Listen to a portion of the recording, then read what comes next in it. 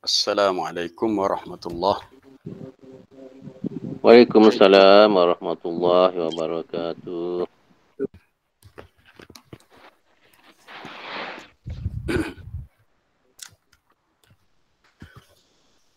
Bismillahirrahmanirrahim.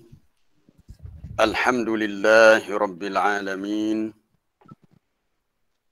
Salatan wa salaman ala Rasulillah nabiyyina wa habibina wa syafi'ina Muhammad ibn Abdullah al-mab'uts rahmatan lil alamin. Qala rabbi shrah li sadri wa yassir li amri wahlul 'uqdatam min lisani yafqahu qawli. Allahumma 'allimna ma yanfa'una wa zidna 'ilma warzuqna fahma. Amma ba'd. Para jemaah muslimin muslimat, para pendengar penonton yang dirahmati Allah. Alhamdulillah hari ini sudah masuk hari Jumaat. Sekejap je, seminggu tak terasa semata ya. Hari ini 6 Ogos tahun 2021 Masihi bersamaan 27 Zulhijjah 1442 Hijriyah. Jadi hari ini kita akan masuk surah yang berikutnya lah. Dah selesai dah kemarin surah Al-Qalam. Jadi surah berikutnya surah Al-Haqqah. Jadi sebelum kita baca ayat di awal surah Al-Haqqah, kita lihat sedikit pengenalan tentang surah Al-Haqqah. Al-Haqqah ialah salah satu surah Makkiyah, yakni surah yang diturunkan di Mekah sebelum hijrah Nabi SAW ke Madinah.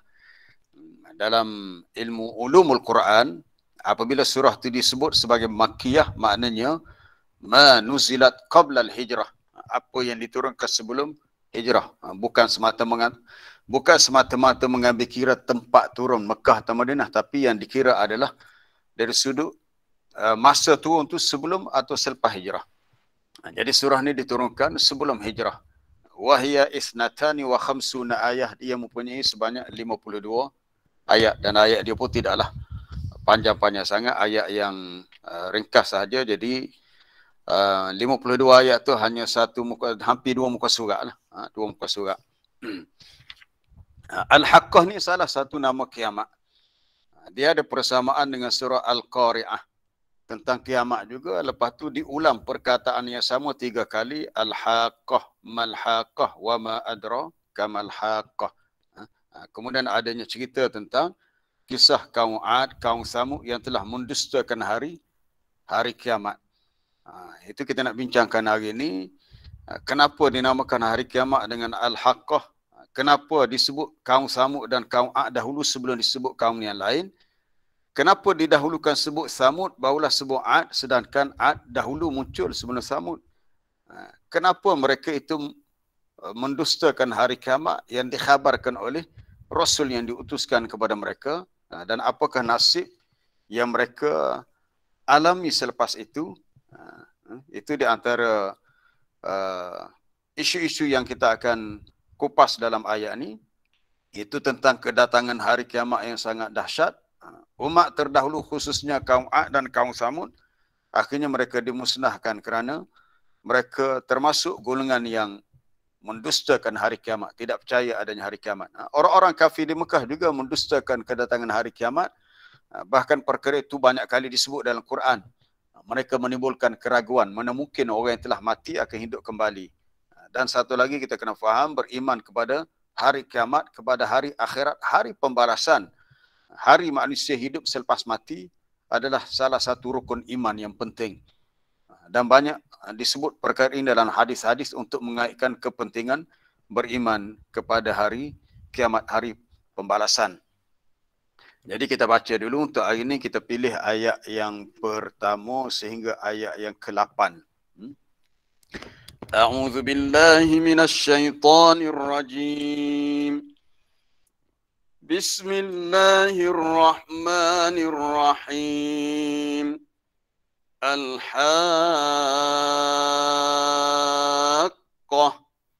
Mal-Haqqah.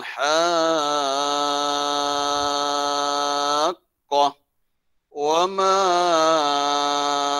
adraka mal-Haqqah. كذبت ثمود وعاد بالقارعة فأما ثمود فأهلكوا بالطاغية وأما عاد فأهلكوا بريح صرصر عاتية سخرها عليهم 7 ليال و8 أيام حسوما فترى القوم فيها صرعى كأنهم أعجاز نخل خاوية فهل ترى لهم من باقية. Al-Haqqah. Itu dari segi tajwid kita kena baca cukup dengan kadar 6 harakat, itu mak lazim kalimi musaqqal. Cukup dengan kadar 6 harakat. 6 harakat itu mengikut tempo bacaan. Tadi kalau saya baca tadi bacaan tahqiq, kita baca dengan tempo yang lambat, maka kadar 6 harakat pun gerak jari pun lambat jugalah. Kalau kita baca dengan tempo yang laju sedikit, tadwir al-haqqatu mal-haqqah, kadar 6 harakat lebih cepat lagi lah. Mengikut tempo bacaan, kita baca tahqiq lambat, bacaan yang tadwir yang sederhana lambat, atau bacaan yang disebut hadar lebih laju, lebih cepat, maka kadar 6 pun cepat juga. Baik, kita lihat dari segi maksudnya, terjemahannya. Al-Haqqah ni salah satu nama kiamat. Asalnya perkataan haqqun. Haqqun, hak yang sebenarnya. Apa yang sebenarnya. Al-Haqqah, berlaku apa yang sebenarnya. Tu kalau kita terjemah secara lafzinya begitu. Dalam edisi terjemahan pimpinan Ar-Rahman oleh Syekh Abdullah Basmih, dia terjemah Al-Haqqah ialah saat yang tetap berlaku. Saat terjadinya kiamat itu satu saat, satu ketika masa yang tetap berlaku. Mal-Haqqah, apakah itu Al-Haqqah? Perkara yang pasti berlaku, yang tetap berlaku. Wa ma adraka mal-Haqqah, tahukah kamu apakah itu Al-Haqqah? Jadi pengulangan ni sebenarnya ada sebab Allah Ta'ala tikrar kalimah yang sama, supaya bila orang Arab dia dengar kalimah yang sama kemudian diulang. Tikrar itu tujuannya untuk tarik perhatian. Untuk tarik perhatian. Perkara yang sama diulang. Al-Haqqah. Lepas tu tanya mal-Haqqah. Pertama dalam bentuk diberi pernyataan Al-Haqqah. Kemudian adanya pertanyaan mal-Haqqah. Kemudian disoal lagi untuk kali yang kedua. Wa ma adraka mal-Haqqah. Tapi tak ada pula jawapan kepada Al-Haqqah soalan tadi. Cuma disebut gambaran-gambaran berikutnya tentang hari kiamat. Cuma sebelum Allah Ta'ala cerita gambaran hari kiamat, ada dalam ayat yang berikutnya, iaitu ayat yang ke-13. Ayat 13 tu baru cerita kiamat. Tapi sebelum Allah Ta'ala cerita tentang kiamat, dia cerita tentang kemusnahan kaum terdahulu, didahului dengan kaum Samud, kaum Ad, kemudian Fir'aun di zaman Nabi Musa, kemudian kaum Nabi Lut, kemudian disebut tentang kemusnahan yang berlaku kepada kaum Nabi Nuh di zaman Nabi Nuh. Barulah cerita tentang sifat-sifat kedahsyatan hari kiamat. Baik. Al-Haqqah, mal-Haqqah. Iaitu merujuk kepada as-sa'ah as-sabitah al-majid, al-wajibatul wuku' wahyal qiyamah. Dari segi mufradat lughawiyah, kata Dr. Wahbah Zuhaili, al-Haqqah ialah satu saat, satu ketika masa yang pastilah, sabitlah ianya akan datang. Kiamat ni belah-belah mana. Bahasa Kelantan kata belah-belah mana. Walau macam mana sekalipun, kita tak boleh nak mengelak daripadanya. Sampai satu masa, dunia ni akan berakhir. Sebagaimana kita juga, kehidupan kita juga ada tempohnya. Kita akan mati. Kita tidak akan hidup lama di dunia. Sampai satu masa kita akan mati. Dan alam semesta ni juga akan mengalami kemusnahan, kematiannya dengan berlakunya apa yang disebut Al-Qiyamah. Sebenarnya perkara ini adalah fitrah manusia. Meyakini adanya kemusnahan, pengakhiran bagi segala yang wujud di alam ini. Itu fitrah manusia. Kalau dalam kepercayaan Ahlul Kitab, kalau tak silap saya, istilah yang mereka sebut Armageddon. Kalau tuan-tuan cari dalam YouTube, filem Armageddon yang pernah diterbitkan dulu oleh penerbit filem di Hollywood, menceritakan tentang kemusnahan dunia yang berlaku di akhir zaman nantilah, yang kita sebut dengan Yaumul Qiyamah. Ini banyak orang putih buat filem-filem tentang gambaran dunia ni akan kiamat, the day after tomorrow, hari selepas esok. Apa dia lah, kita ingat ada jodoh-jodoh filem. Yang paling terakhir tak silap saya, filem 2012. Filem tu terbit tahun 2019. Pembikin filem di Hollywood menggambarkan tahun 2012 akan berlaku satu kemusnahan yang besar, seolah-olah hari kiamat akan berlaku. Tapi kita dah sekarang ni tahun 2021. Apa yang mereka jangkakan itu tidak benarlah. Itu imajinasi mereka. Baik. Al-wajibatul wuqu'. Kiamat ni pasti berlaku. Bila berlaku tu kita tak tahulah. Kita tidak boleh nak meramal bila berlaku kiamat, sebab ilmu tentang bila berlaku kiamat tak ada siapa yang tahu. Yas'alunaka 'anis sa'ati ayyana mursaha fima anta min dzikraha. Mereka bertanya kepada engkau ya Muhammad, bila berlaku kiamat? Lalu Allah Taala tanya, fima anta, di manakah kedudukan kamu? Siapalah kamu ni ya Muhammad untuk cerita tentang bila kiamat? Nabi tak tahu, malaikat pun tak tahu, tidak ada sesiapa di kalangan makhluk yang tahu hanyalah Allah. Hanyalah Allah Subhanahu wa taala sahaja yang tahu tentang kiamat, sebab dia adalah rahsia Allah 100%. Dan perkara itu pun pernah disebut ketika Allah Taala panggil Nabi Musa, bermunajat dengannya ketika Nabi Musa singgah di Wadi Tua, lembah Tua, dia pulang daripada Madian. Antara perkara yang Allah Taala khabarkan kepada Nabi Musa, innas sa'ata atiyatun akadu ukhfiha litujza kullu nafsin bima tas'a. Sesungguhnya kiamat itu atiyatun, pasti akan datang. Mana kiamat ni belah-belah mana pun, tu bahasa Kelantan kata belah-belah mana. Walau macam mana keadaan sekalipun, kita tak boleh nak mengelak daripada menghadapi hari pembalasan. Kita akan laluinya. Dia akan atiyatun datang. Aku sengaja sembunyikan supaya akan diberi balasan kepada setiap manusia dengan apa yang telah dia usahakan. Itu Allah Ta'ala khabarkan kepada Nabi Musa tentang kiamat itu akan berlaku. Baik. Dinamakan Al-Haqqah, kata Dr. Wahbah Zuhaili, allati yahiqqu, haqqa yahiqqu. Dia maknanya sesuatu yang benar. Yasbut, tetaplah, pasti berlaku. Wa yajibu huduthuha. Dan wajiblah berlakunya ia. Wajib berlaku, maknanya garanti dia akan berlaku. Cuma bila-bila tu memang kita tak tahulah. Tapi dia pasti akan berlaku. Jadi kita hanya menunggu masa berlakunya apa yang disebut Yaumul Qiyamah. Dan apabila berlakunya hari kiamat, maka berlaku dah di situ apa yang disebut Al-Ba'thu, hari kebangkitan. Iaitu manusia akan dibangkitkan daripada dia. Kiamat ni berlaku dengan 2 kali tiupan sangkakala. Ada ulama kata 3, tapi yang lebih kuatnya adalah 2 lah. An-nafkhatul ula wa an-nafkhatul tsaniyah. Tiupan sangkakala yang pertama yang ditiup oleh malaikat Israfil, menyebabkan semua makhluk yang masih hidup mati. Kemudian untuk tempoh beberapa lama selepas itu, dalam hadis riwayat Imam Bukhari daripada Abu Hurairah, katanya 40. Cuma Abu Hurairah sebagai perawi tak tahu. Tempoh antara tiupan sangkakala yang pertama yang kedua tu 40 hari ke 40 bulan ke 40 tahun. Dia kata abaitu, aku tak boleh nak beritahu sebab Nabi tak beritahu. Tempoh antara tiupan sangkakala yang pertama yang kedua tu selama 40. Maka disitulah berlakunya selepas tiupan sangkakala yang kedua, Al-Ba'tsu, manusia bangkit keluar daripada kubur, semuanya hidup kembali.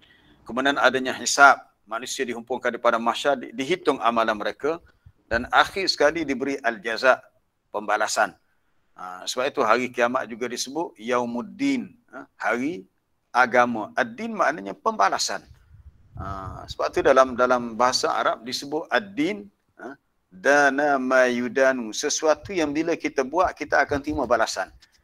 Itulah yang dinamakan agama. Sebab tu Allah Ta'ala suruh kita ikut ajaran agama Islam, sebab bila kita ikut kita akan dapat balasan yang baik di akhirat. Sesiapa yang memilih wa may yabtaghi ghairal islami dinan, sesiapa yang mencari selain daripada Islam sebagai agama, maka tidak akan diterima daripadanya, falan yuqbala minhu, tidak diterima agama lain, bahkan amalan baik yang dia buat tak akan diberi pahala sebab tak ada pembalasan. Pahala untuk orang yang tidak menjadikan dirinya sebagai Muslim, yang menjadikan Islam sebagai cara hidup dia, yang meyakini Allah sebagai Tuhannya, yang meyakini Nabi SAW sebagai Nabi dan Rasul yang diutuskan. Baik, kembali kepada persoalan tentang hari kiamat.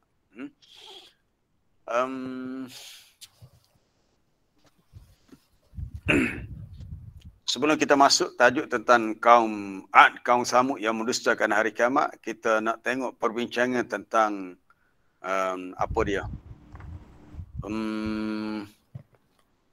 tentang kalimah al-haqqah.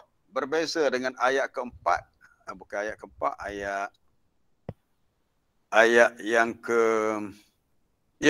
keempat. Ayat keempat, kazzabat samud wa 'adun bil qari'ah. Kaum Samud dan kaum Ad telah mendustakan hari kiamat. Kenapa pula disebut ayat keempat Al-Qari'ah, sedangkan ayat pertama, kedua, ketiga sebut Al-Haqqah? Jadi apa kaitan antara Al-Qari'ah dengan Al-Haqqah? Kedua-dua tu adalah nama kiamat. Padahal dalam surah yang lain, surah Al-Qari'ah pun dah ada perbincangan tentang sebahagian peristiwa yang berlaku pada hari kiamat itu dalam surah Al-Qari'ah. Mal qari'ah wa ma adraka mal qari'ah yauma yakunu an-nasu kal farashil mabthus wa takunu al-jibalu kal 'ihnil manfush, sampailah ke akhir surah. Tapi kenapa dalam surah ni ayat pertama sebut al-haqqah, kedua pun al-haqqah, ketiga al-haqqah, tiba-tiba sampai ayat keempat hari kiamat disebut dengan al-qari'ah, bila Allah Taala menyatakan kaum Samud dan kaum Ad telah mendustakan hari kiamat. Rupa-rupanya ada talazum, ada ada sebab, ada persamaan yang saling melazimi, melengkapi antara al-haqqah dengan al-qari'ah. Baik, di kalangan ahli tahqiq minal mufassirin, ahli tafsir yang membuat tahqiq, semakan dan kajian terhadap kalimah al-haqqah dan al-qari'ah. Ini kita nak tengok dari segi bahasa. Kalau kita setakat baca terjemahan, mungkin kita tak mampu nak tadabbur dengan mendalam. Apakah rahsia didatangkan kalimah al-qari'ah selepas disebut sebelumnya kalimah al-haqqah? Al-qari'ah, mal qari'ah, asyaddu haulan, ianya lebih dahsyat daripada al-haqqah. Kerana surah Al-Qari'ah ni dia berada dalam juzuk yang ke-30, surah Al-Haqqah ni berada dalam juzuk 29. Yang ni lebih awal, itu lebih kemudian. لأن النازل آخرا لا بد وأن يكون أبلغ لأن المقصود منه زيادة التنبيه. Kerana yang muncul akhir selepas itu ianya sudah tentu dikira lebih mendalam dan berkesan punya maksudnya, dan untuk memberikan peringatan yang bersifat ziyadah, tambahan. Kalau kita terjemah, qari'ah ni mana sesuatu yang mengejutkan, menyebabkan kita jadi tersentak, yang dahsyat. Al-qari'ah, seperti kita kata kalau hati kita seperti jatuh belembok, hati itu jatuh, bukan jatuh perlahan, jatuh serta merta. Kalau jatuhlah, mana jatuh dengan cepat. Al-haqqah gambaran umum, iaitu hari di mana segala yang apa yang disebut segala perkara yang benar itu akan dibuktikan. Baik, Dr. Umar Sulaiman Al-Syar dalam kitabnya berhubung dengan Al-Yaumul Akhir, ketika dia membincangkan ta'rif al-haqqah sebagai salah satu nama hari kiamat, dia menukilkan pendapat Ibnu Katsir, pada hari itu janji dan ancaman Allah akan menjadi kenyataan, akan menjadi suatu realiti. Apa yang Allah Ta'ala janjikan, apa yang dia pernah ancamkan sebelum ni, menjadi suatu perkara yang haqqah, yang sebenarnya. Imam Bukhari menyebut dalam kitab sahihnya, dinamakan hari kiamat dengan Al-Haqqah, kerana pada hari itu segenap pahala dan hak-hak yang berkaitan dengan segala urusan akan dipenuhi. Okey, perkara yang berkenaan dengan pahala, ganjaran pahala akan diselesaikan. Masing-masing akan terima balasan pahala, dan hak-hak yang berkaitan dengan urusan, sama ada urusan manusia dengan Allah, urusan manusia dengan sah manusia, di situ akan disempurnakan. Sebab itu para jemaah, kita melihat hidup kita di dunia ni banyak berlaku ketidakadilan. Kadang-kadang sama ada kita ataupun orang lain, dia kata kehidupan ni sangat tidak adil. Dia buat begini tapi tak dapat apa yang sepatutnya dia dapat. Dia kata dia tak bersalah tapi dia dilihat sebagai bersalah. Dia teraniaya. Maka kita mengatakan dunia bukanlah tempat untuk seseorang tu diberi pembalasan yang seadilnya. Kadang-kadang adil, kadang-kadang tak adil. Maka dia kena sabar dan dia kena tunggu. Sabarlah, tunggu pembalasan yang hakiki di mahkamah Allah di akhirat nanti, di mana orang yang terkurang haknya akan dikembalikan hak dia. Orang yang teraniaya akan diberi apa yang sepatutnya menjadi milik dia. Orang yang zalim walaupun dia terlepas di dunia, mungkin hukuman di dunia dia terlepas, dia bersalah. Tetapi oleh kerana dia ni licik, dia ni licik atau dia ni culas, pandai meluluskan diri, akhirnya dia terlepas daripada hukuman. Ya, kita kata itu di dunia, tetapi dia tidak akan terlepas hukuman di akhirat. Tak akan ada sesiapa yang terlepas jika dia layak untuk dihukum di akhirat. Itu maksud Al-Haqqah, kata Imam Bukhari. Kemudian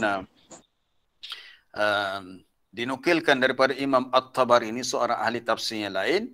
Dia kata dinamakan hari kiamat dengan Al-Haqqah kerana segala urusan akan direalisasikan pada hari itu.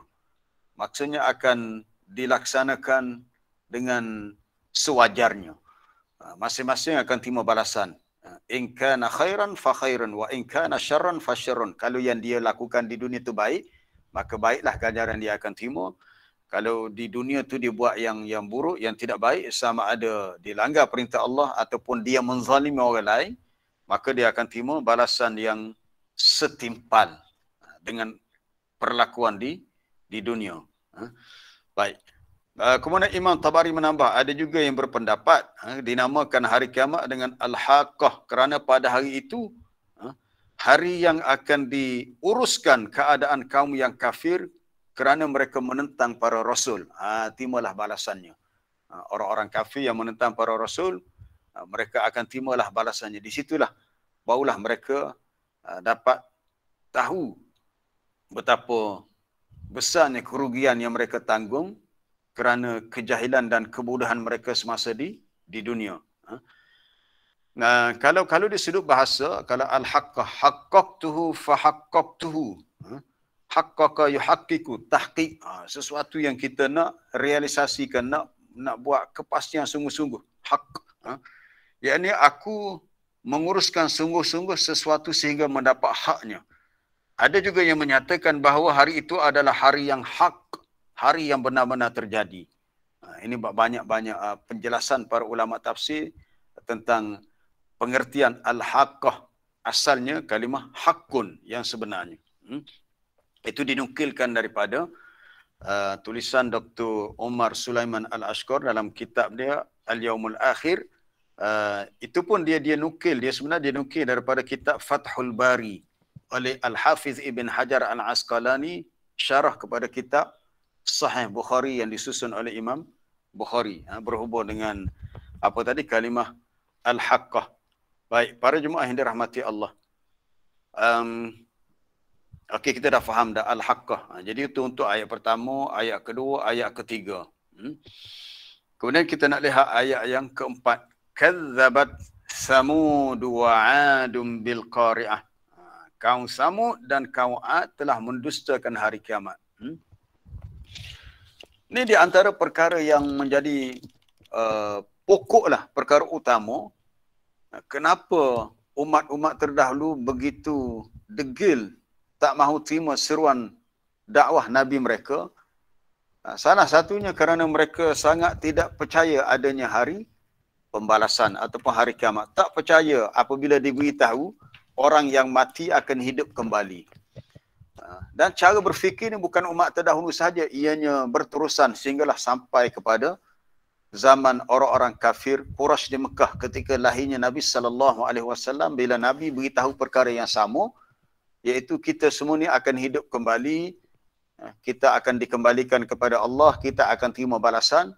Lalu mereka mempersoalkan, kata mereka, أَإِذَا كُنَّا عِظَامًا وَرُفَاتًا أَإِنَّا لَمَبْعُوثُونَ خَلْقًا جَدِيدًا. Kata mereka, adakah setelah kita ni menjadi izam, tulang, kita dah mati dah, badan kita dah hancur jadi tulang, daging-daging kita dah tak ada dah, rufatan dah reput ataupun dah berkecai semuanya. Adakah kita akan dibangkitkan menjadi suatu khalqan jadida, jadi satu makhluk yang baru, jadi hidup balik? Maksudnya ia sesuatu yang tak mungkin. Mereka cuba mengukur persoalan hidup selepas mati dengan ukuran akal yang terbatas. Maka mereka pun memilih untuk tidak beriman dan tidak percaya. Baik, dalam ayat yang keempat Allah Ta'ala sebut kaum Samud dahulu. Kemudian barulah disebut kaum Ad. Baik, sebelum itu, kenapa didahulukan kaum Samud, kaum Ad, kemudian barulah disebut seperti kaum Nabi Nuh, Fir'aun di zaman Nabi Musa, kaum Nabi Lut. Selepas itulah kata Tahir, Syekh Tahir Ibn Ashur dalam At-Tahrir wa Tanwir, sebab dia banyak bincang dari sudut rahsia bahasa, menarik perbincangan dia. Sebab dulu-dulu saya selalu ikut kuliah tafsir oleh Dr. Zahazan Muhammad dalam Radio IKIM. Dulu-dulu lah, sekarang ni tak ada dah. Dah diganti dengan orang lain. Dr. Zahazan banyak menukilkan penjelasan daripada Syekh Ibn Ashur dalam kitab dia At-Tahrir wa Tanwir. Sebab dia banyak menjelaskan dari sudut rahsia penggunaan, kenapa Allah Ta'ala datangkan lafaz gitu dari segi lugah bahasanya. Baik, kenapa dalam cerita ni Allah Ta'ala sebut kaum Samud, kaum Ad dahulu? Tahir Ibn Ashur sebut, dia kata dimulakan dengan kaum Samud dan Ad min bainil umam al-mukadzibah, li'annahuma aktsarul umam al-mukadzibah syuhratan 'inda al-musyrikin min ahli Makkah. Itu dia punya jawapan. Dia kata kerana berbanding dengan umat-umat yang lain yang mendustakan para rasul mereka, kaum Samud dan kaum Ad ni adalah aksarul umam. Umat manusia yang paling banyak mendustakan para rasul dan paling terkenal. Sahu lah. Orang Kelantan kata sahu. Sahu ni memang, sahu ni dah jadi bahasa standard dah. Yang tersohor. Sahu. Yang masyhur. Dalam kalangan penduduk Mekah, orang-orang musyrikin Mekah, bila disebut kaum Ad, mereka dah tahu ceritanya. Bila disebut kaum Samud, mereka tahu ceritanya. Maka dengan sebab itulah didahulukan sebut cerita kisah kaum Ad. Baik, di mana perkampungan kaum Ad, iaitu di bahagian, kalau sekarang ni di negara Yaman, di suatu tempat yang disebut Al-Ahqaf, kawasan yang banyak kawasan bukit lah, kawasan bukit. Secara tepatnya saya tak pasti, tapi di lokasinya di bahagian selatan semenanjung tanah Arab. Kemudian kaum Samud pula di bahagian shimalan, bahagian utara, iaitu daripada Madinah menuju ke utara lah, ataupun ke Tabuk. Dia ada satu tempat yang disebut Wadi Al-Qura. Wadi Al-Qura, jalan daripada Madinah menuju ke Tabuk, lebih kurang 400 km. Wadi Al-Qura, di situlah perkampungan kaum Samud yang dikenali sekarang dengan Madain Saleh. Madain Saleh. Jadi kaum Samud di utara, kaum Ad di selatan. Perkara ini memang makruf, diketahui oleh penduduk Mekah yang berada di tengah-tengah antara dua lokasi ini. Maka dengan sebab itu Allah Ta'ala mendahulukan sebut kaum Samud, kaum Ad sebab mereka ni lebih dekat. Dia punya lokasinya, kedudukan tempat mereka dengan Makkah. Itu sebabnya kata Syekh Tahir Ibn Ashur. Kemudian kita lihat dalam ayat keempat. Dari sudut kronologi sejarah, siapa yang lebih awal muncul? Kaum Samud atau kaum Ad? Jawapannya kaum Ad dulu. Kaum Ad dulu. Kalau para jemaah baca dalam surah Al-A'raf, dalam surah dalam surah Asy-Syu'ara, penceritaan kaum ini didahului dengan kaum Ad. Kalau dalam surah Asy-Syu'ara mula dengan kisah Nabi Musa dan Firaun sebab cerita dia penting. Kemudian pergi kepada kisah Nabi Ibrahim. Kemudian masuk kisah kaum Nuh. Lepas kaum Nuh yang keempat barulah kaum Ad. Kalau kita nak tengok dalam dia punya turutan jalan cerita tu dalam surah Asy-Syu'ara. Salah satu contohnya dan surah Al-A'raf pun ada juga. Boleh buka dalam surah Asy-Syu'ara, surah yang ke berapa ya? Yang ke-26. Kalau kita lihat muka surat mula-mula sekali, muka surat 367. Okey. Bermula ayat yang ke-10. Wa idh nada rabbuka Musa anitil qaumadh zalimin. Surah Asy-Syu'ara dia banyak kisah-kisah dakwah Nabi terdahulu. Bermula dengan kisah Nabi Musa diperintahkan untuk berdakwah kepada kaum Firaun. Panjanglah cerita dia tu daripada muka surat 367. Okey, kita lihat muka surat 368. 368 berikutnya masih tentang kisah dakwah Nabi Musa kepada Firaun. Panjanglah kisahnya hingga dia berlawan dengan tukang-tukang sihir. Sampailah muka surat 369. Pun masih kisah Nabi Musa dengan Firaun. Kemudian masuk muka surat 370. Berakhirnya kisah Nabi Musa dan Firaun pada ayat 68. Ayat 68. Masuk ayat 69. Watlu alaihim naba'a Ibrahim. Bacakan kepada mereka akan kisah Nabi Ibrahim. Selepas berakhir kisah Nabi Musa, masuklah kisah Nabi Ibrahim. Dari sudut turutan jalan cerita. Tapi kalau ikut dari segi at-tartib az-zamani, turutan masa sebenarnya, Nabi Ibrahim lebih awal daripada Nabi Musa. Kenapa Allah Ta'ala tidak susun cerita mengikut kronologi sejarah? Sebab melihat kepada kepentingan cerita itu mendahului aspek sejarah. Bukan soal siapa yang muncul lebih awal. Tapi yang lebih penting untuk diceritakan ialah cerita siapa. Kemudian kisah Nabi Ibrahim, 2 muka surat sampailah 371.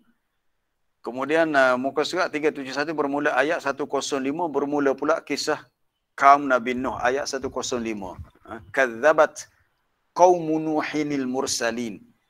Kaum Nuh telah mendustakan para rasul. Ayat 105 baru kisah kaum Nabi Nuh. Jadi ini dah masuk yang ketiga. Yang pertama kisah Nabi Musa, yang kedua kisah Nabi Ibrahim, yang ketiga kisah kaum Nabi Nuh. Kemudian yang keempat barulah kisah kaum Ad. Muka surat 372 bermula ayat 123.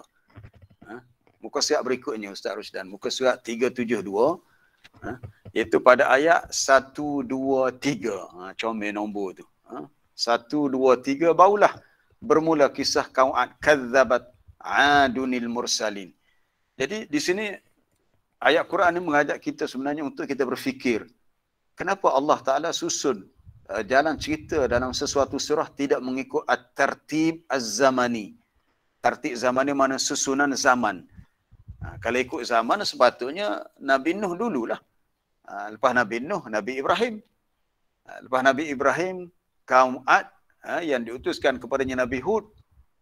Adapun Nabi Musa dan Firaun itu dah terkemudian dah. Tetapi yang didahulukan adalah kaum apa dia tadi, kisah Nabi Musa dan Firaun di zamannya. Jadi keempat barulah sampai kaum Samud. Lepas kaum Samud barulah lepas kaum Ad barulah kaum Samud. Kaum Samud muka surat berikutnya 373. 373 bermula ayat 141. Ayat 141 lah baru mustaq kadzabat samudu al-mursalin. Kaum Samud mendustakan. Ini kita lihat kisah kaum Ad disebut lebih awal berbanding dengan kisah kaum Samud. Dari sudut at-tertib az-zamani ataupun kronologi turutan sejarahnya betul dah.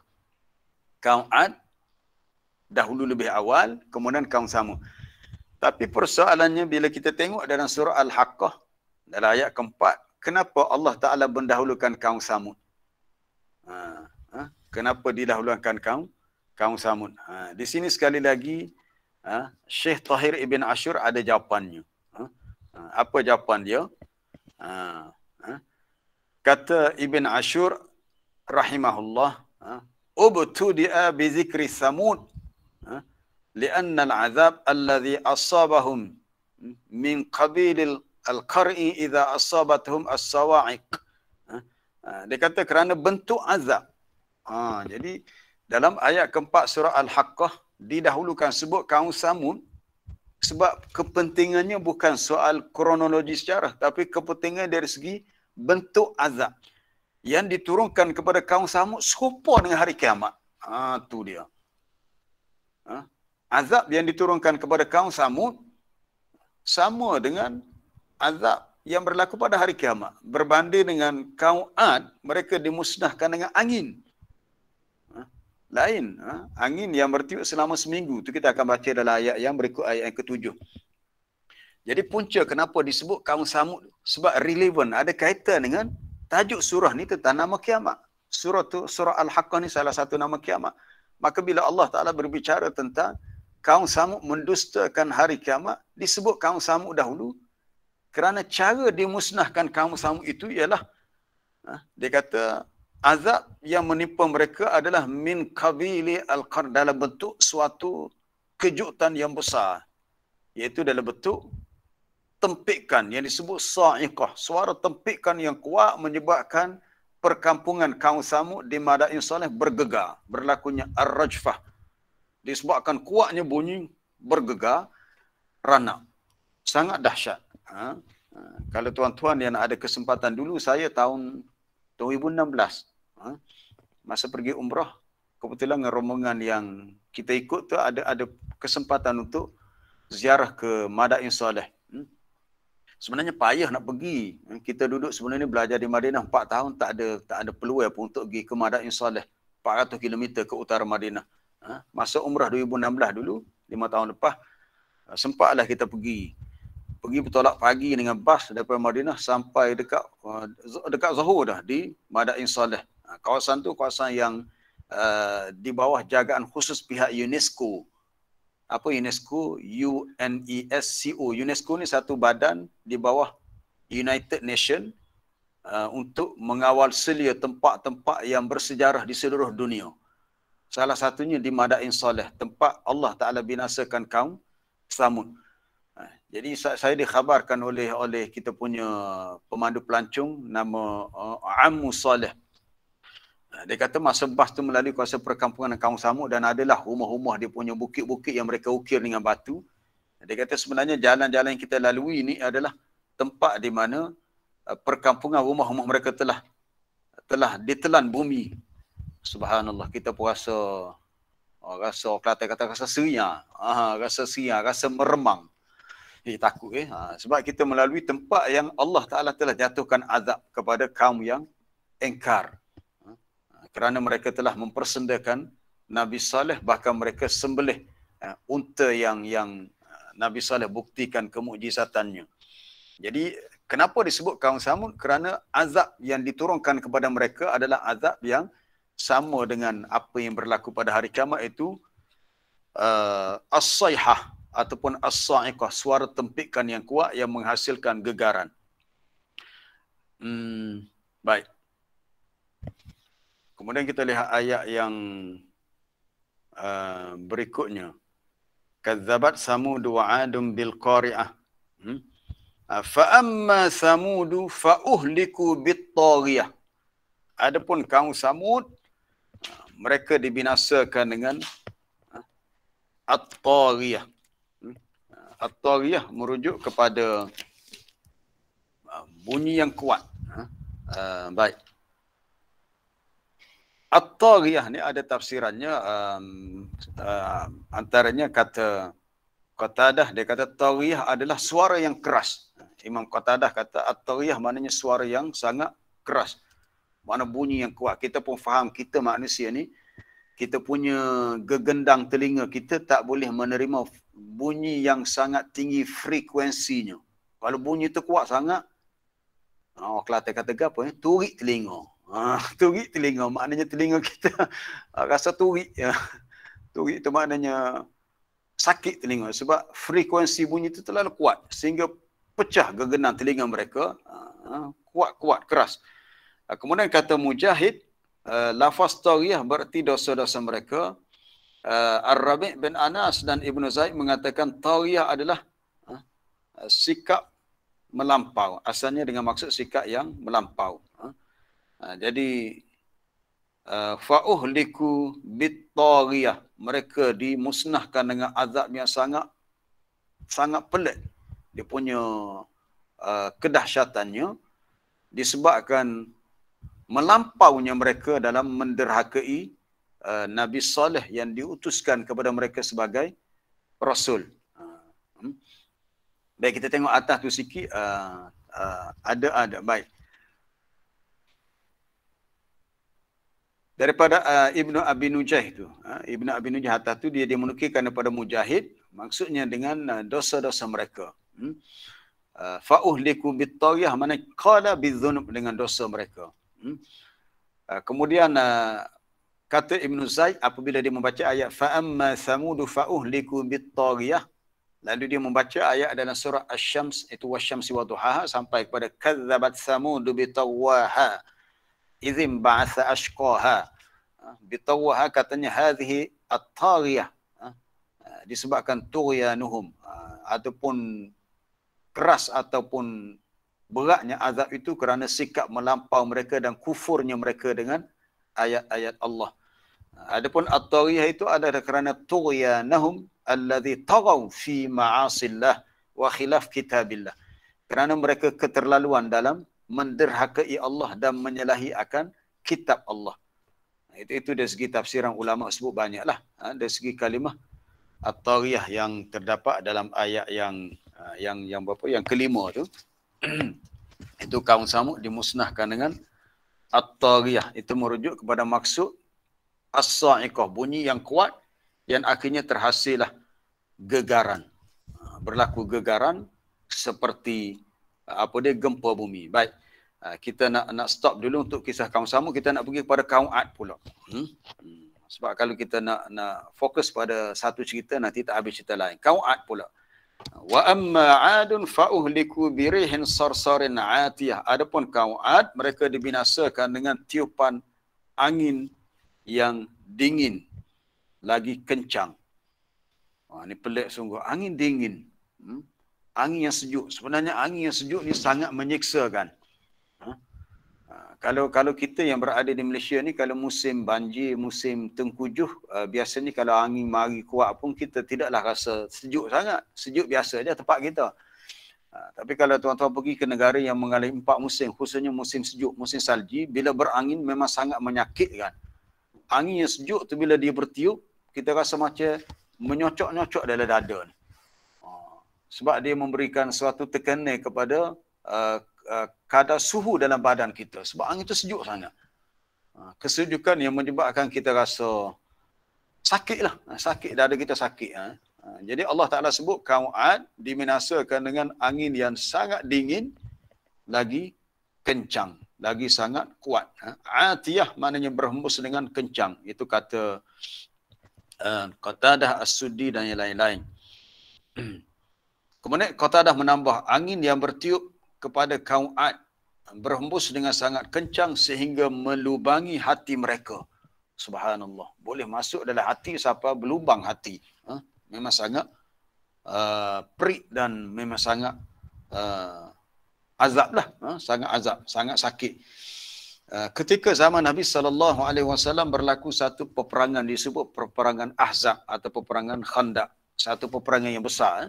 Kalau kita baca dalam sirah Nabi, peperangan yang besar di mana orang-orang Yahudi di Madinah bergabung dengan kaum musyrikin di Mekah sehingga terbentuklah satu bala tentera yang disebut Al-Ahzab, tentera-tentera bersekutu. Jadi bila berdepan dengan tentera yang ramai dan mereka pun dah sampai dekat dengan kota Madinah, maka seorang sahabat Nabi, Salman Al-Farisi,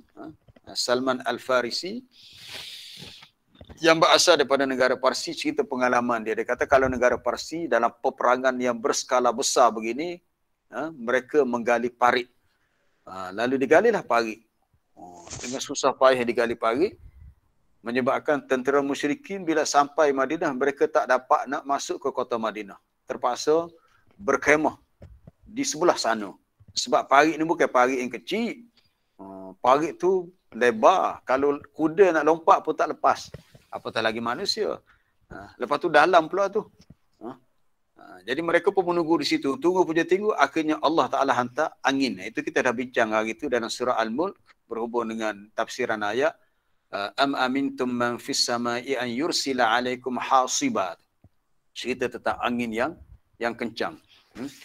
Jadi berhubung dengan perkara ini Nabi SAW bersabda, nusirtu bis saba wa uhlikat adun bid dabur.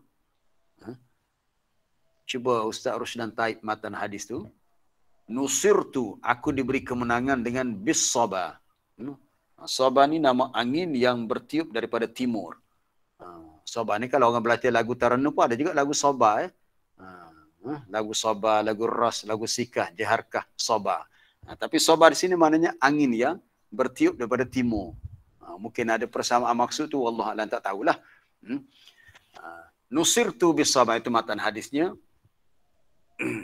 Mungkin ada yang lain. Wa uhlikat bawah tu. Wa uhlikat adun bid dabur.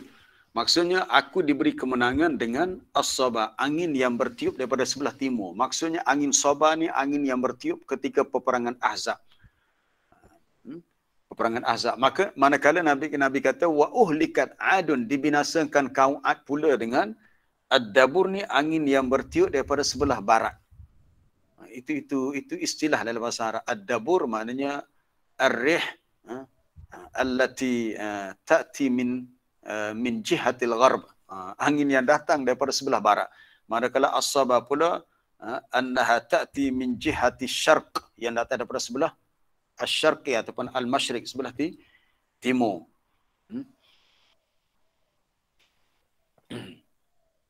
Baik, apa kesudahan jalan cerita yang berlaku kepada kaum Ad?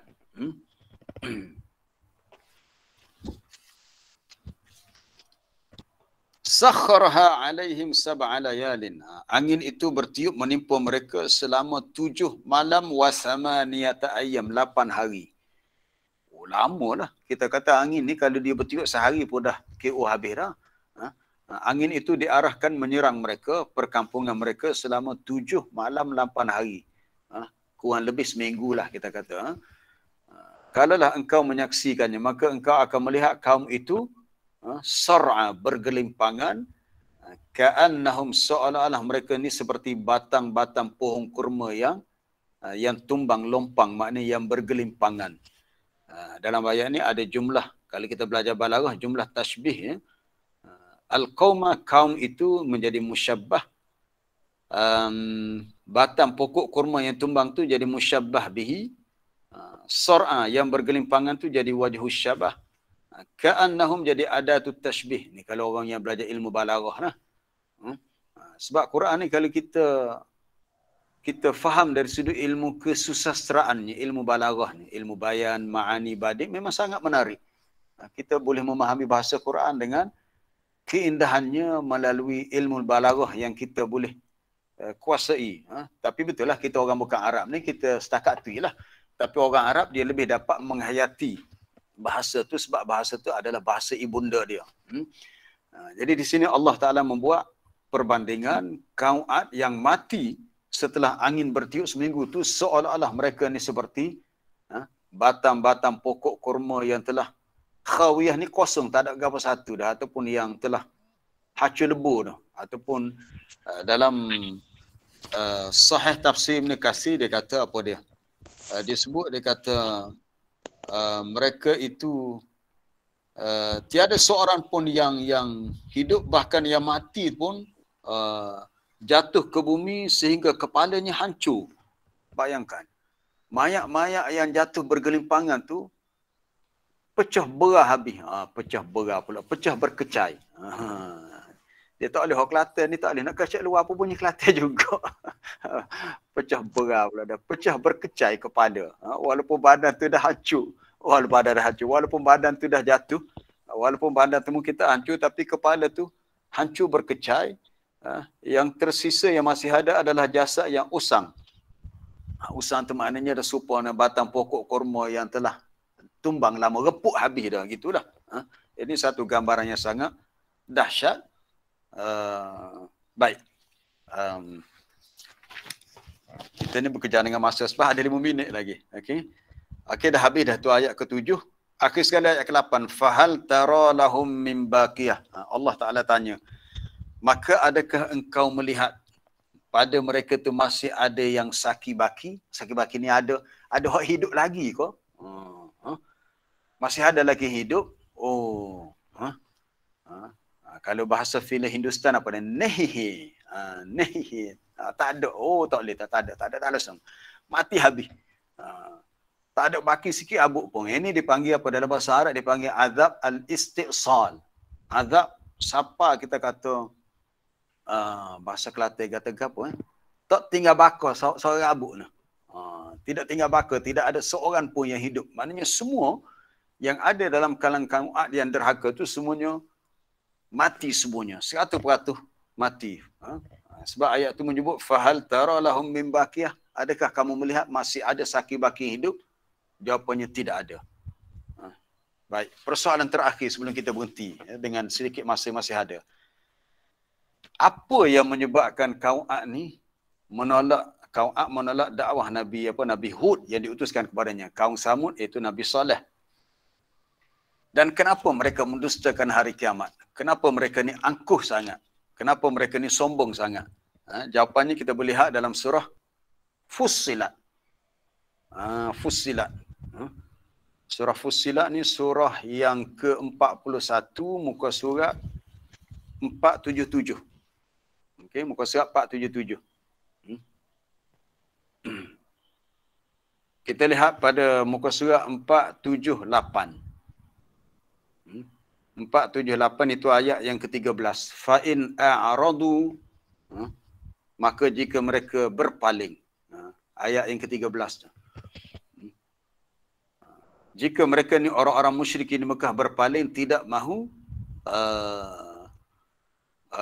meyakini keesaan Allah ataupun tidak mahu ikut dakwah Nabi sallallahu alaihi wasallam, maka katakan kepada mereka, wahai Muhammad, beritahu orang-orang kafir Mekah, anzartukum sa'iqatan mithla sa'iqati 'adin wa samud. Di sini disebut nama kaum Samud, kaum Ad. Aku nak memberi amaran kepada kamu. Kalau kamu degil, ini amaran yang kerah ni. Di mana dahulu kaum Ad, kaum Samud pernah diazab dengan azab yang dahsyat yang berbentuk sa'iqah, petir. Kita pun faham petir ni dia berlaku pada hari hujan. Sekali bom, bunyi derah tu, bunyi orang Kelantan kata apa, pelakar, bunyi pelakar. Tak apalah kalau ada para jemaah yang daripada luar Kelantan, bolehlah sedikit-sedikit belajar memahami istilah orang Kelantan ni. Bunyi pelakar, bunyi petir, kilat yang kuat ni. Kilat ni dia tak mari dengan bunyi yang slow, dia bunyi dengan kuat. Kita nampak nampak cahaya tu kita dah tutup lubang telinga cepat-cepat. Sebab kita tak sanggup untuk mendengar bunyi guruh yang kuat tu. Bunyi petir. Sebagaimana petir yang pernah menyambar kaum Ad dan kaum Samud. Dua Allah Ta'ala sebut, kaum Ad dan kaum Samud. Apa cerita di sebalik ayat dalam surah Fussilat ni? Ceritanya apabila Utbah bin Rabi'ah, kata silap namanya Utbah bin Rabi'ah. Dia salah seorang pembesar Quraisy yang pernah datang jumpa Nabi. Dia pernah memujuk Nabi. Dia kata, ya Muhammad, mu tinggalkanlah dakwahmu ni tak perlulah. Bila dah habis dia bercakap, Nabi kata ada lagi? Tak ada dah. Nabi kata kamu dengar.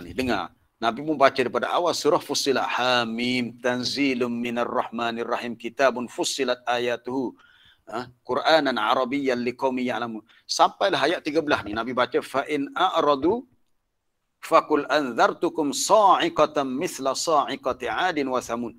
Bila Nabi baca ayat 13 ni, Utbah bin Rabi'ah kata seolah-olah aku mendengar bunyi petir yang kuat masuk dalam lubang telingaku. Dia pun tutup telinga. Dia kata cukup. Dia tak sanggup dengar dah. Baik, dalam ayat ni kita boleh tengok apa sebab kaum Ad ni tidak mahu ikut dakwah Nabi Hud, ataupun kaum Samud tak mahu ikut dakwah Nabi Saleh. Jawapannya pada ayat 15 tu.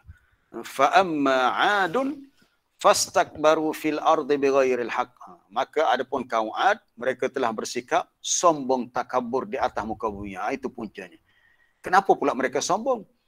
Sebab mereka rasa mereka lah yang kuat. Lalu mereka kata man asyaddu minna quwwah. Siapa lebih kuat daripada kami? Apa perlu kami ikut ni orang yang bernama Hud ni? Dia bukan apa-apa pun macam kita juga. Tak ada apa, serupa aja. Aku pun orang seperti dia juga, dan aku lebih kuat. Allah Ta'ala beri persoalan, awalam yarau annallaha alladhi khalaqahum huwa asyaddu minhum quwwah. Tidakkah mereka lihat bahawasanya Allah yang telah menciptakan mereka, dia ini Allah tu lebih kuat daripada mereka. Jangan duduk gedebel sangatlah. Kelantan kata gedebel. Banyak hari ni boleh belajar bahasa Kelantan. Jangan gedebel ni, jangan samsing sangatlah. Jangan nak tunjuk angkuh sangatlah. Jangan tunjuk mentor sangatlah. Mentang-mentang kamu rasa kamu kuat, Allah Ta'ala lebih kuat. Kita tengok ayat selepasnya, ayat 16. Fa'arsalna alaihim rihan sarsaran. Maka kami hantar kepada mereka angin yang sangat kencang. Dalam bahasa lain, dalam istilah lain, digunakan istilah rihun asif. Rihan sarsaran maknanya rihun asif, angin yang sangat kencang. Cuma dalam surah surah Al-Haqqah yang kita baca hari ini, ada perkataan atiyah, angin yang dingin. Dalam surah Fussilat tak disebut dingin. Angin yang bertiup kencang lagi sangat dingin. Baik. Angin yang kencang lagi sejuk. Sebenarnya sarsar itu angin yang kencang dingin. Baik. Dalam surah Fussilat tadi disebut angin itu bertiup fi ayyamin nahisat, dalam beberapa hari yang memberikan kecelakaan kepada mereka.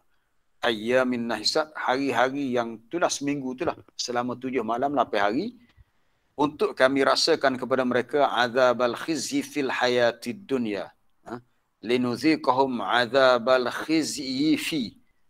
Tu kena beringat kalau baca tu. Dia kalau 2 huruf berturut-turut bagi bawah tu payah lalu. Yifi al-khizyi fil hayatid dunya. Azab yang sangat hina semasa hidup di dunia, wala azabul akhirati akhza, dan azab di akhirat itu lebih hina lagi. Mana lebih dahsyat lagi. Akhir sekali, wa amma Thamud fahadainahum fastahabbul ama 'ala al-huda. Adapun kaum Thamud, mereka telah diberi petunjuk kerana telah didatangkan Nabi Saleh. Nabi Saleh bukan orang lain pula, orang kampung mereka tu juga, kaum mereka juga, untuk berdakwah kepada mereka. Tetapi mereka itu fastahabbul ama 'alal huda, mereka lebih mengutamakan kesesatan berbanding petunjuk. Di sini sesat ini didatang dengan kalimah al-ama, buta. Al-ama ni maknanya asalnya buta. Kenapa Allah Ta'ala sebut sesak dengan buta? Sebab orang yang buta dia tak nampak apa-apa, dunia dia gelap. Maka begitulah orang yang sesak, mata hati dia, pandangan mata hati dia buta. Kaum Samud ni dah disampaikan kepada mereka hidayah petunjuk, tetapi mereka memilih yang buta, bukan yang celik. Memilih yang sesak, bukan yang petunjuk. Jadi disebabkan ni fastahabbu, mereka lebih mengutamakan. Maka kita melihat di sini, sebab itu ahli sunnah wal jamaah meletakkan perbuatan manusia itu dihukum atas apa yang mereka pilih. Allah Ta'ala dah hantar kepada kaum Samud Nabi Saleh, tetapi mereka itu lebih mengutamakan untuk memilih kesesatan. Mereka lebih mengutamakan mana mereka lebih cenderung untuk pilih kesesatan. Jadi salah mereka lah. Lalu fa'akhadathum sa'iqatul adzabil hun. Lalu mereka pun disambar ataupun dikenakan hukuman yang berbentuk sa'iqah, azab petir yang kuat bunyinya. Sa'iqah ni maknanya, kalau bahasa asalnya maknanya pengsan ya. Bila Allah Ta'ala sebut tentang hari kiamat, wa nufikha fis suri fasa'iqa. Wa nufikha fis suri fasa'iqa man fis samawati wa man fil ardi illa man sya Allah. Itu boleh rujuk dari surah Az-Zumar. Dan apabila ditiup sangkakala, maka fasa'iqa, jadi pengsang habislah segala yang pengsang itu mana mati ya. Kalau bahasa Kelantan dia kata selok habis dah. Bila kita ni dah letih sangat, orang kata selok dari itu tu selok tu jenera habis, jenera pula dah banyak bahasa Kelantan hari ni. Terlelap, terlena. Selok jenera ni mana tak sedar apa-apa dah, terlena dah. Wa kharra Musa sa'iqa, tu cerita Nabi Musa bermunajat dengan Allah, dia pengen wa nufikha fis suri fasa'iqa. Dalam surah Az-Zumar ayat 68. Ini cerita tentang hari kiamat lah. Ditiup as-sur, sangkakala, iaitu malaikat Israfil tiup, maka fasa'iqa. Sa'iqa menjadi pengsan ataupun menjadi matilah semua yang masih hidup di langit dan di bumi kecuali sesiapa yang Allah Ta'ala kehendaki. Jadi para jemaah yang dirahmati Allah, masa kita pun dah tamat, dah cukup. Kita mulai tadi 6.35, sekarang 7.35. Cukup 1 jam untuk kita gunakan masa sejam ni untuk kita bincang ayat di awal surah Al-Haqqah. Itu kesimpulannya tentang hari kiamat. Ceritanya tentang hari kiamat yang sangat dahsyat.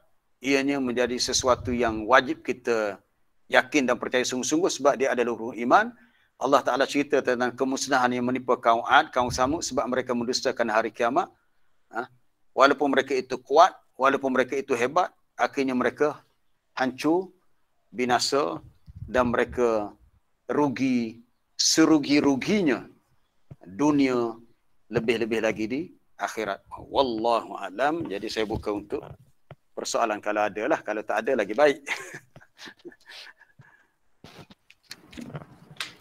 Assalamualaikum warahmatullahi wabarakatuh. Ustaz. Ya, salam. Siapa ni? Ya, Encik Baki. Apa ni? Tadi sentuh tentang apa ni, penyusunan Al-Quran. Penyusunan? Penyusunan Al-Quran. Adakah Al-Quran itu disusun oleh sahabat mengikut apa ni, penurunan dia ke ataupun mengikut peristiwa? Maksud semasa dibukukan Quran. Dibukukan Quran itu adakah disusun mengikut peristiwa ataupun mengikut apa ni, ayat tu diwahyu kepada Rasulullah. Maknanya dulu kemudian lah gitulah. Okey, saya jawab terus. Penyusunan Quran ni adalah ulama ulumul Quran kata ia adalah tauqifi. Tauqif maknanya bergantung kepada arahan Nabi sallallahu alaihi wasallam. Jadi masa ditulis tu Nabi suruh hak ni letak awal, hak ni letak kemudian ini. Cuma dari proses pengumpulan dalam bentuk mushaf itu berlaku di zaman sahabat. Bermula zaman Abu Bakar lagi bila berlaku peperangan besar, peperangan Yarmuk. Bukan Yarmuk, Yamamah. Peperangan Yamamah di mana ramai penghafal Quran yang mati. Lalu Umar mencadangkan supaya Quran dikumpulkan, tapi dari sudut susunan surah itu adalah tauqifi berdasarkan kepada apa yang Nabi arahkan. Nabi beritahu sahabat-sahabat yang ditugaskan sebagai penulis wahyu. Contohnya Ubay bin Ka'ab, Zaid bin Said, Ali bin Abi Talib, Uthman bin Affan dan yang lain-lain. Untuk mereka letakkan surah ni yang pertama, surah ni yang kedua. Jadi tidak mengikut susunan sejarah tapi mengikut apa yang Nabi perintahkan. Yang Nabi perintahkan itu pun berdasarkan kepada wahyu daripada Allah. Jadi kita lihat susunan pertama kalau dalam Quran surah Fatihah. Tapi dari segi penurunan surah Fatihah bukan surah pertama yang turun. Yang pertama adalah ayat di awal surah Al-Alaq, Iqra' bismi rabbikal ladzi khalaq. Ayat terakhir turun kepada Nabi ialah ayat 282 dan seterusnya dalam surah Baqarah. Tapi surah Baqarah dari segi susunan berada pada bahagian surah yang kedua selepas surah Al-Fatihah. Jadi susunan surah dalam Quran itu Nabi yang tentukan. Jadi sahabat yang buat mengikut apa yang Nabi arahkan. Okey, ada lagi soalan lain? Ya. Yang kedua, apa ni, so keluar tajuk sikit. Keluar tajuk pula. Apa ni, berkenaan dengan pengharaman babi lah, babi kan. ada maknanya dia ada mana nas qat'i pengharaman dia tu. Tapi kalau kita tengok apa ni dari sudut sains mana ada apa ni YouTube sains mengatakan pengharaman babi itu adalah kerana maknanya ada jenis ulat atau kuman yang tidak mati yang membolehkan apa ni si pemakan tadi makan tu kena penyakit. Itu di antara sebab pengharaman babi. Ikut sains lah. Maknanya kuman tadi, ulat tadi tidak tak akan mati walaupun kena racun di sabun. Jadi kalau ikut Islam, disamak. Samak itu adalah menyebabkan kuman mati ke ataupun mengikut hukum taharah, mengikut Islam. Dan satu lagi, kalau ikutkan sains dah, benda tu tak akan bernasabah lah kalau ikut sains. Maknanya, kalau orang tu makan babi oleh sebab kerana kuman tu tak mati, maka si pemakan tu akan kena penyakit. Jadi kita tengok dah satu percanggahan. Maknanya orang yang makan babi tu mana ada kena sakit kan? Tak ada kena sakit pun. Itu. Itu saja Ustaz. Sila komen. Assalamualaikum warahmatullahi wabarakatuh. Terima kasih. Ya. Ini berhubungan dengan hukum daging babi ini memang dah jelas dalam Quran ya. Antaranya dalam ayat ketiga surah Al-Maidah, hurrimat alaikumul maitatu waddamu wa lahmul khinzir. Diharamkan kepada kamu memakan al-maitah, bangkai. Bangkai ini yang mati tanpa disembelih. Termasuklah diharamkan makan darah yang mengalir, dan juga walahmul khinzir, daging babi. Itu banyaklah ayat tu, sama ada dalam surah Al-Maidah, dalam surah Al-Baqarah, dalam surah Al-An'am. Dalam surah Al-An'am, qul la ajidu fima uhiya ilayya muharraman ala ta'imin yat'amuhu illa an yakuna maitatan aw daman masfuhan aw lahma khinzir, ayat 145. Dalam surah Al-An'am, katakanlah aku tidak mendapati apa yang diwahyukan kepada aku itu diharamkan untuk dimakan kecuali ianya dalam bentuk bangkai, darah yang mengalir ataupun daging khinzir. Baik, kembali kepada persoalan tadi, kajian saintifik membuktikan bahawa dalam daging khinzir ni ada suatu kehidupan yang kita kata organisme yang benda kecil yang tak nampak, yang ianya sukar untuk dimatikan. Wallahu alam, saya pun tak pastilah sebab yang pernah kita baca, kalau saya pernah baca buku yang ditulis oleh Dr. Daniel Zainal Abidin, buku tentang Al-Quran dan Sains. Dalam buku tu dia ada membahaskan tentang kenapa dalam Islam diharamkan makan daging babi, macam yang contoh Encik Baki sebut tadilah.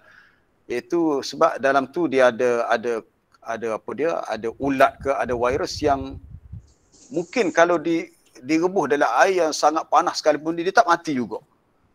Tapi bagaimana dengan orang yang memakannya, kita kata tak ada. Itu pada penilaian zahir kita begitulah. Sebab mungkin penyakit tu dia tak berlaku secara tiba-tiba. Dia tidak kata bila kena, macam virus corona ni kena, mungkin beberapa hari tu dah nampak kesan dia. Adapun mungkin kesan mudarat daging babi tu dia tak mari serta-merta, mungkin begitu. Maka bila sesuatu itulah diharamkan secara qat'i, maka tak boleh lah. Kembali kepada hukum samak yang Cik Baki sebut tadi, adalah hadis Sahih Bukhari, di mana Nabi SAW bersabda, ayyuma ihabin dubigha faqad tahura. Ayyuma ihab, mana-mana kulit binatang, termasuk kata Dr. Yusuf Qardawi dalam kitab dia Al-Halal wal Haram fil Islam, halal dan haram dalam Islam, bila dia membahaskan berhubung dengan soal hukum kenajisan babi ni, Yusuf Qardawi ni kadang-kadang banyak pendapat dia tak sama dengan tokoh-tokoh ulama fiqh yang besar. Dia punya ijtihad dia. Dia kata hadis ni sebut umum. Sebab ihab tu dia mari dalam bentuk isim nakirah. Dia kata mana-mana kulit binatang yang dubira, yang telah disamak, samak tu dia ada cara pembersihan dia lah. Maka faqad tahura, maka sucilah dia. Jadi Yusuf Qardawi kata termasuklah kulit babi. Dia kata kalau dah disamak mengikut syarat-syarat dia, maka dia dianggap bersih. Sebab yang Nabi sebut di sini, ihab tu dalam bentuk isim nakirah, meliputi semua jenis kulit binatang. Bukan sekadar kulit binatang yang boleh dimakan dagingnya. Itu tuan-tuan boleh rujuk dalam kitab Al-Halal wa Haram. Itu pendapat dia lah, ijtihad dia. Cuma kita bicara tadi keharaman itu dari sudut memakannya. Cuma kalau kita nak tengok dari segi realiti, kita kata tak ada orang hok makan daging babi, orang bukan Islam makan tu kena penyakit, itu di luar pengetahuan kita lah. Kita takkan kita nak tanya dia macam mana setiap tahun awak ada buat pemeriksaan kesihatan. Tu nanti dia kata ikut aku lah, ni urusan aku dah. Jadi dia kata kita pula menyebut urusan dia. Jadi itu secara spesifiknya kita tak tahulah kesan daripada dia makan daging tu kepada kesihatan tubuh badan dia tu. Tapi bila dah benda tu dah jelas secara muktamad atau secara qat'i dalam hukum agama haram, maka tak boleh lah. Wallahu a'lam. Okey, terima kasih Ustaz. Ya, sama-sama. Okey, ada soalan bertulis. Soalan bertulis. Adakah sampai pahala contohnya wakaf mesin air, mesin penapis air, bukan mesin air, mesin penapis air qawi kepada sahabat baik saya miskin, dia niatkan pahala dia punya wakaf tu kepada Allahyarham ayah mertua saya jika saya bersedekah bagi pihaknya. Macam mana ya? Adakah sampai pahala kepada sahabat baik saya yang miskin? Okey. Kita bersedekah kepada kawan kita sebuah mesin penapis air dan pahala tu kita niatkan untuk ahli keluarga kita telah meninggal. InsyaAllah sampai. Sebab ini ibadat, betul ibadat maliyah. Sedekah ni dia termasuk daripada ibadat maliyah. Ada hadis yang disebut oleh tak silap Ibnu Abbas dalam Sahih Bukhari, bila seorang lelaki datang jumpa Nabi, dia kata inna ummi tuwfiyat, ibu saya dah meninggal. Saya rasa kalau dia sempat dia masih hidup, mungkin dia akan bersedekah dengan sebahagian hartanya. Lalu lelaki tanya, afa atasaddaqu anha? Tu bolehkah saya bersedekah bagi pihaknya? Saya bersedekah, lalu saya niatkan pahala tu untuk dia. Nabi kata na'am, ya. Jadi para ulama mengambil kesimpulan daripada hadis tu, kalau kita lakukan apa-apa ibadat sedekah dalam bentuk sedekah harta lah, itu dipanggil ibadah maliyah, insya-Allah sampai pahala itu kepada si mati. Apa hukum mencabut rumput atas kuburan? Ada perbincangan para ulama tentangnya, sebab sifatnya dia kata rumput yang duduk atas kubur tu sentiasa bertasbih dan mungkin memberi manfaat kepada si mati. Hukumnya paling berat pun makruh je.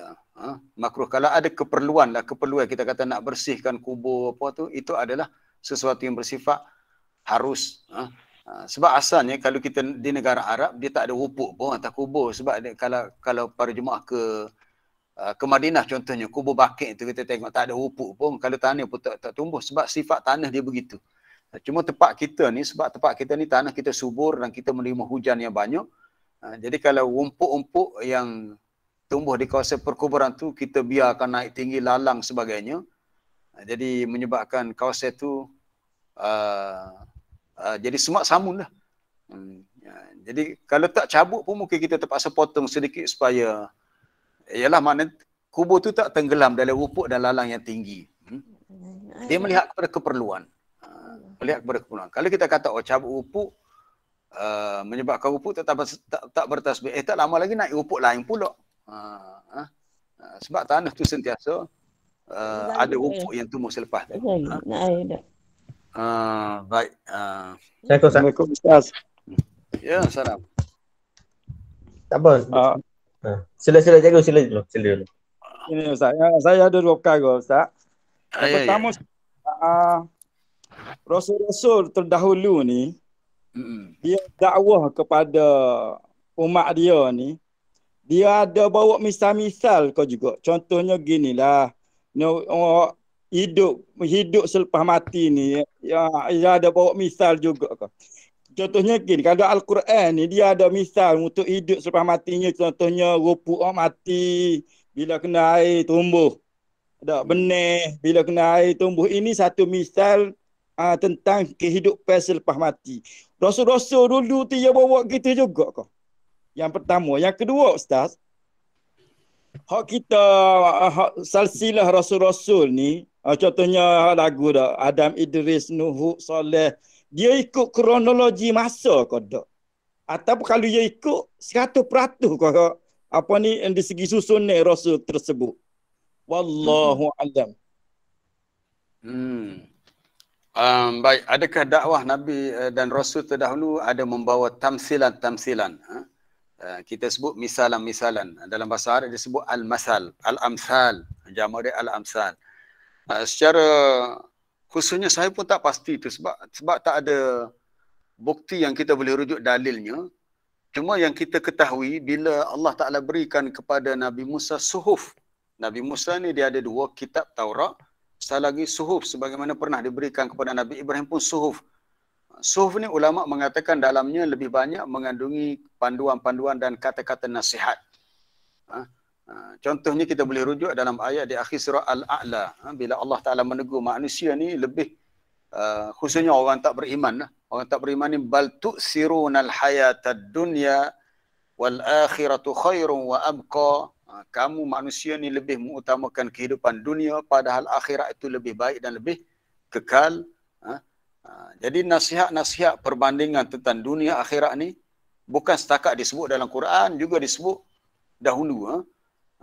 Inna hadza la fis suhufil ula tu. Inna hadza la fis suhufil ula.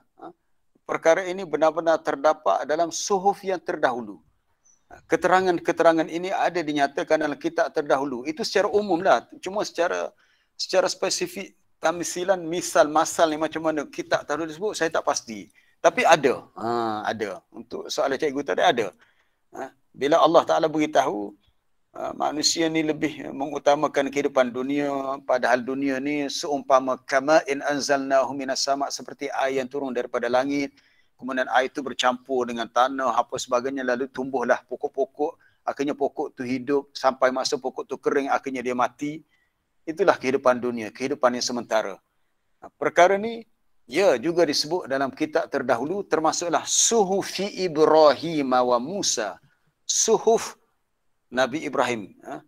Jadi apa beza antara suhuf dengan kitab? Ada ulama mengatakan suhuf ni dia lebih banyak kepada mengandungi taujihat, panduan-panduan, nasihat-nasihat, peringatan bermadai dengan persoalan hukum. Jadi kalau nak kata ada, mungkin ada lah. Mungkin ada lah. Kemudian apa tadi? Yang kedua tadi yang terlupa, dah tak tulis ni. Rasul-Rasul. Susunan Rasul.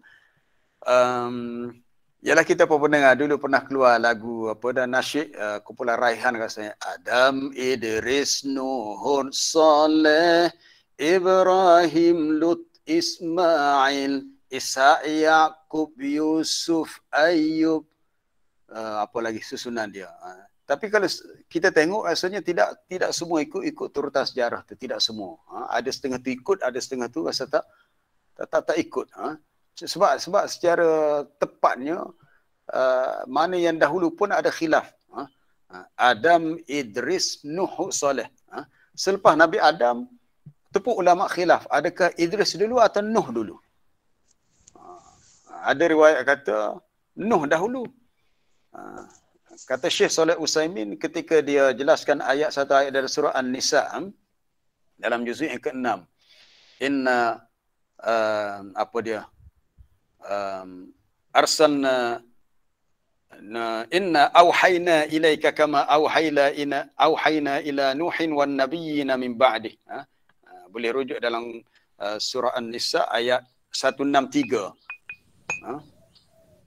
Muka surat 104.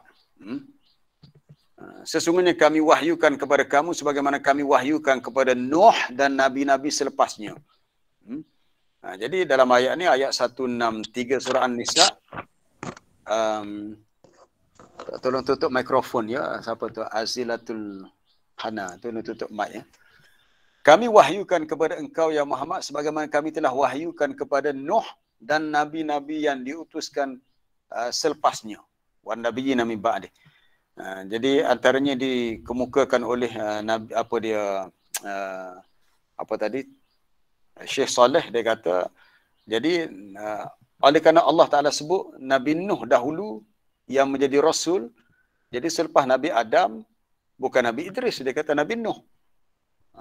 Lepas tu datanglah dia punya turutan dia tu. Wa auhayna ila Ibrahim. Lepas Ibrahim Ismail. Lepas Ismail Ishak. Ismail anak Nabi Ibrahim. Ishak pun anak Nabi Ibrahim yang lahir selepas Ismail. Kemudian daripada Ishak lahir pula Nabi Yaqub. Kemudian lahirlah keturunan dia. Kemudian wa Isa. Kalau ikut turutan sejarah Nabi Isa kemudian. Tapi Allah Ta'ala sebut Nabi Isa dahulu. Isa wa Ayyub wa Yunus wa Harun wa Sulaiman. Kemudian disebut Nabi Daud akhir sekali. Tapi dari segi turutan sejarah, Nabi Ayyub lebih awal daripada Nabi Isa. Nabi Yunus lebih awal daripada Isa. Harun Sulaiman pun lebih awal daripada Nabi Isa. Jadi kalau kita nak susun. Oh sakit. Oh sini sakit.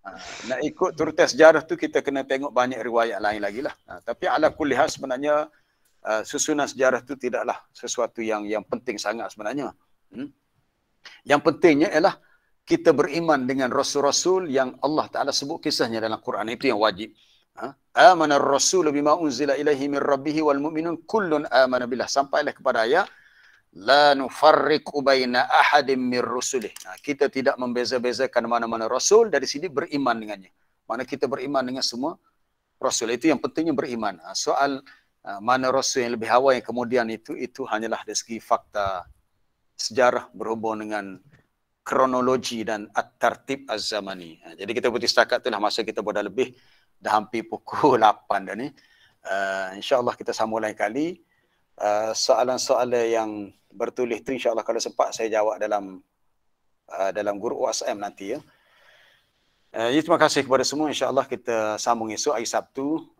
Untuk sambungan ayat yang berikutnya. Wallahu a'lam. Subhanakallahumma bihamdika asyhadu an la ilaha illa anta astaghfiruka wa atubu ilaik. Wa sallallahu wasallam ala nabiyyina Muhammadin wa ala alihi wa sahbihi ajma'in. Walhamdulillahi rabbil alamin. Assalamualaikum warahmatullahi wabarakatuh. Waalaikumsalam. Waalaikumsalam. Waalaikumsalam warahmatullahi taala wabarakatuh. Terima kasih Ustaz. Waalaikumsalam warahmatullahi wabarakatuh. Terima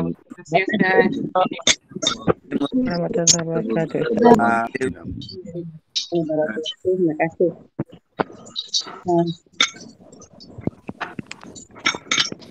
Terima kasih Ustaz. Terima kasih.